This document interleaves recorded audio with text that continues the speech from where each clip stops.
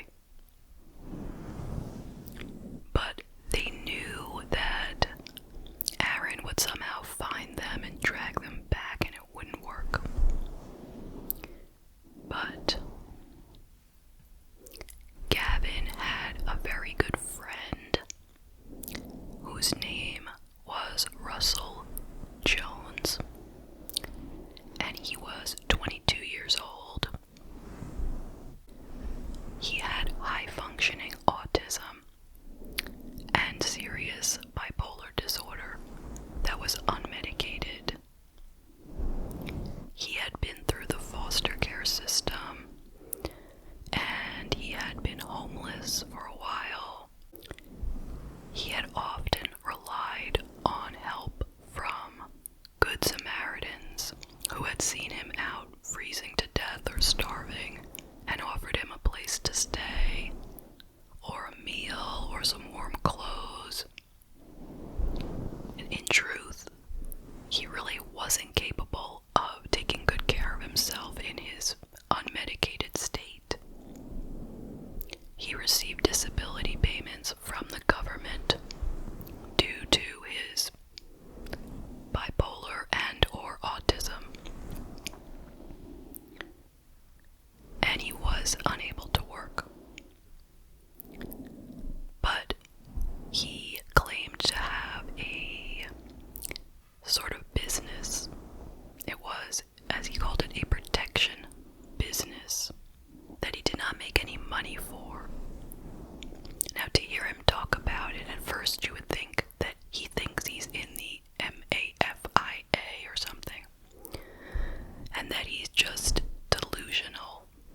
He's talking about how he helps teenage girls who are running away from their parents due to abuse. But it turns out that he wasn't really making this up. There were people in the community who corroborated the fact that he was of some help to girls who were in trouble, for whatever that was worth. In 2014, he had been charged for having relations with a minor, and he had been sentenced to 5 years probation after a plea deal. So after Russell sat down and spoke with Gavin and Ellie about how her father was abusing her, he suggested that they kill him. That was his idea to begin with. Now, in his protection business, he hadn't killed anyone in the past. So who knows, why he blurted that out, but he did. And Gavin was not interested. But Ellie really was. And she tried to convince Gavin to go along with it. The three of them would plan out this murder together. But he wanted nothing to do with it until she lied to him and she told him that she was pregnant with his child. So finally, he agreed. And they wrote out a whole plan. It was actually Russell who wrote the plan. It was his handwriting. So it was a written plan, and there was a map of the father's house as well. So, on October 1st, 2017,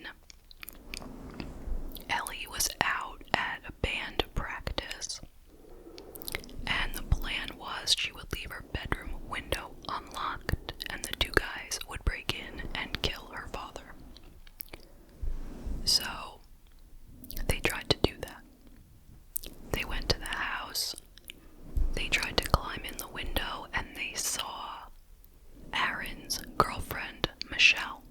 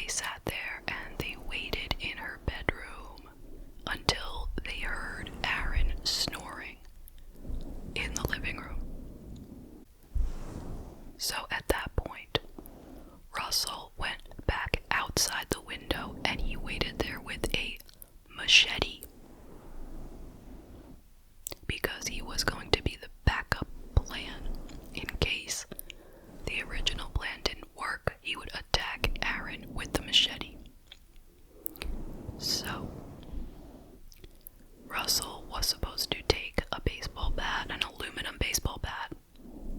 It was one that Aaron kept in his house for protection.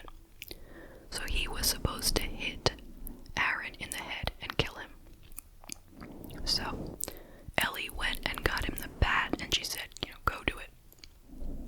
And he was very nervous because he knew that if he didn't successfully disable Aaron right away, then Aaron would attack him. And who knew, what could happen if he had the gun under the, couch cushion or what. So he headed out to the couch holding the bat, and he accidentally kicked the garbage can.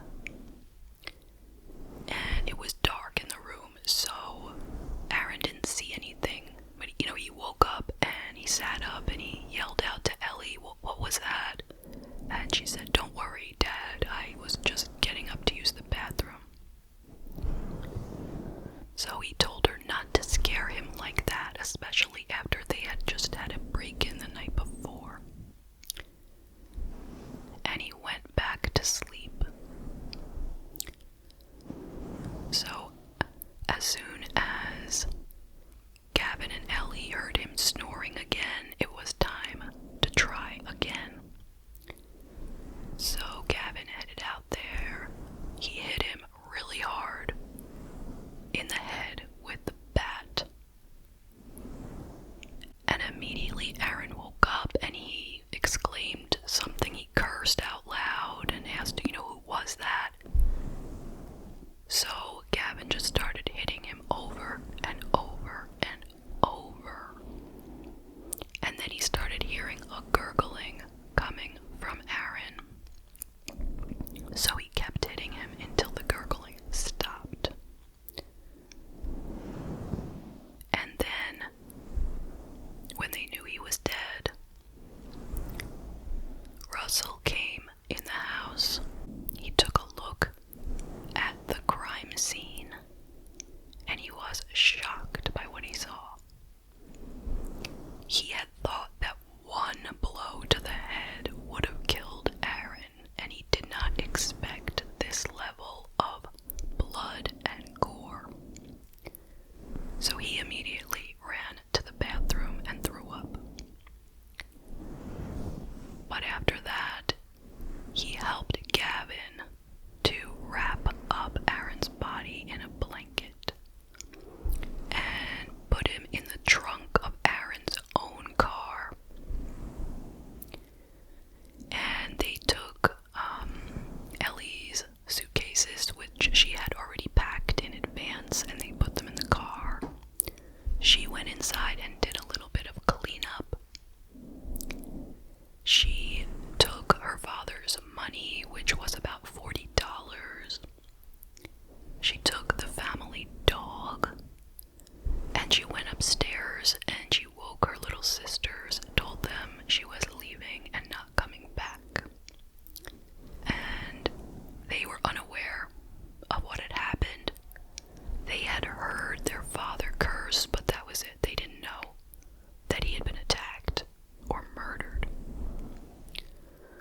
So that was it. Ellie left. The three of them got in the car and drove away. And they proceeded to go to Walmart,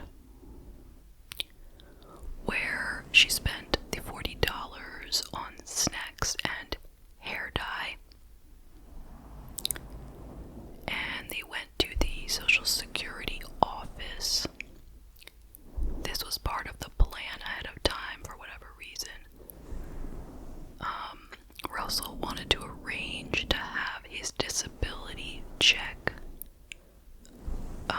given to Gavin as a representative for him.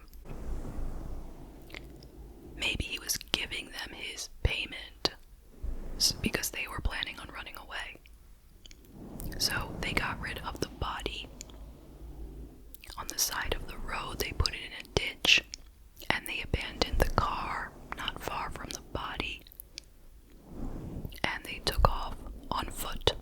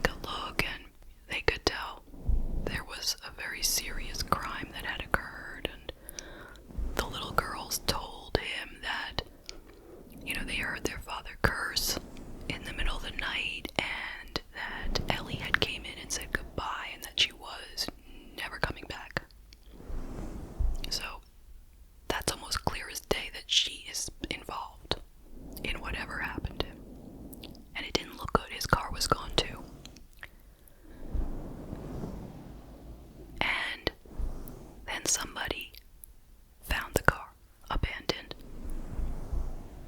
And the 3 suspects were walking along not too far from the car. You know, they hadn't gotten very far on foot at that time, and so they were taken into custody. And of course, Aaron's body was found in that ditch not too long after they found the car. So the 3 of them were separated at the police station, and they were each questioned. So Ellie sat there looking like she was gonna fall asleep. She kept putting her head down. She was saying she was so tired. She just wanted to go to sleep. She said she was feeling under the weather. That was the term she used. And if you watch the interview, all these interviews are available online if you're interested. She just sits there and lies and lies and lies, and she has no emotion. It is vile. She tells them she doesn't know what happened to her father, and she's as worried as anybody else. They told Ellie that her mother had been at the station earlier, and they had informed her of what had happened, and she had collapsed to the ground sobbing. And that didn't seem to move Ellie at all. She's just like, oh, well, I'm upset too. I don't know what happened. But she said that he was an alcoholic and he was abusive. And she said that she actually knew some kids who smoke marijuana, and she would like to tell the police about those people. Like that matters at this point. Now, by the way, I should say this here. We don't know if Ellie's allegations are true or not. She could have completely fabricated them, or there could be some truth. We do not know. So each one of us has to decide for ourselves what we think is the truth. I personally feel like she's lying, although I don't want anyone to think that I'm a person who doesn't believe when victims say that they have been abused. I generally believe them, but in this case she seemed like such a manipulator that she very well may have made it up entirely. But I could definitely be wrong, so I just want to leave it like that. I can't say for sure what really happened. But there has been nobody who has been able to corroborate her story of abuse. The other girls didn't report any abuse. Ellie's mother didn't know anything about any abuse, and Michelle, the girlfriend, never heard anything about abuse. So anyway, after a while, she changed her story. She said she did know something. It was Russell. She believes it was Russell who did it. He had a machete. It had blood on it. He did it. She didn't want to get Gavin in trouble either. That was her man, you know. So, at the same time, Gavin was being interviewed, and he was very cooperative. He knew he was in big trouble. He admitted everything. He told them that he's the one who did it. He went through the whole sequence of events. And he told them that he had been under the impression that Aaron had been an abusive father, and that Ellie was pregnant with his child. And then there was Russell. When the police interviewed him, it was quite obvious that he was mentally ill. He was switching back and forth between talking calmly to them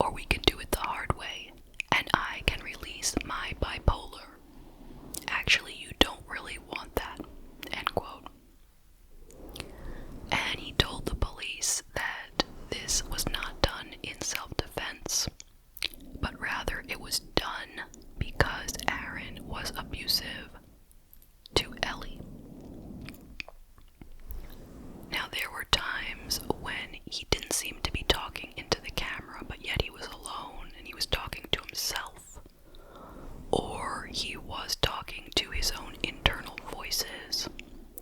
He kept looking at his watch as if he had one, but he didn't.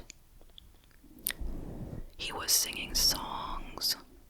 He was singing, like, songs making fun of police officers. It would have been a comedy if it wasn't real and somebody hadn't been murdered. So, here's how it all turned out in the end. Ellie was tried as an adult, and she pled guilty. She was sentenced to 25 years in prison for conspiracy to commit murder and conspiracy to commit burglary in the first degree. She was to start her sentence in a juvenile facility until she was 25 and then be transferred to an adult facility.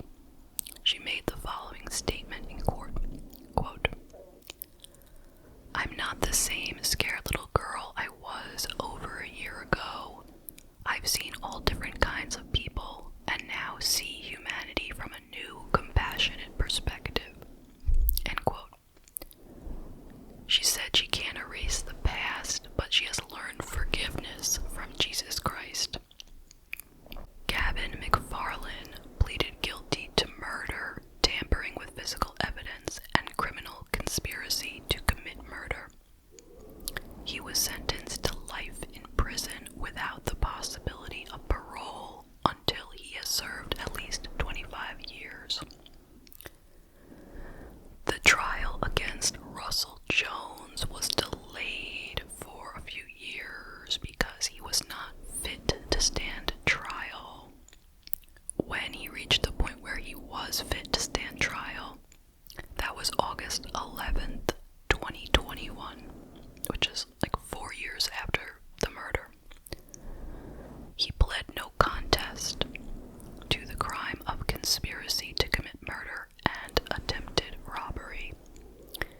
He was sentenced to 15 years behind bars with 2 years of post-prison supervision. And that is the case. What are your thoughts? I will share some of mine.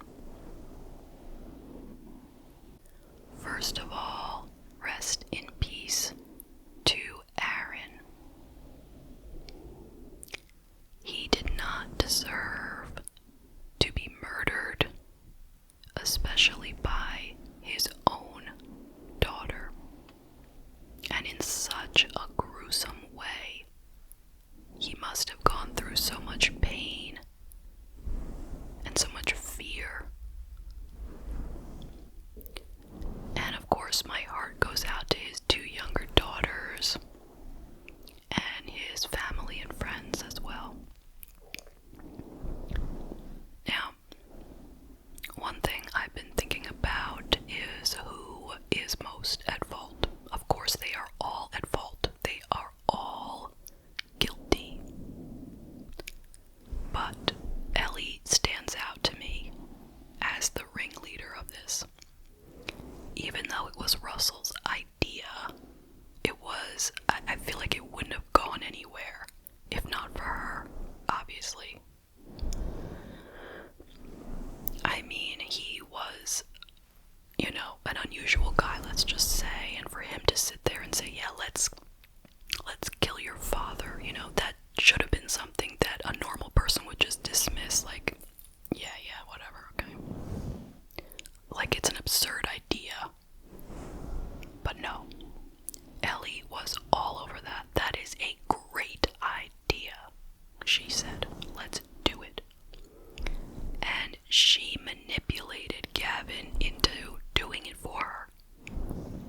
But that doesn't make him a good guy either. He could have said no. He should have said no and walked away from the whole mess. But for whatever reason, he went along with it, and he ruined his life, and he took the life of Aaron. And then there's Russell. He wasn't found to be not guilty by reason of insanity? No, because he knew right from wrong. I mean, he certainly was in a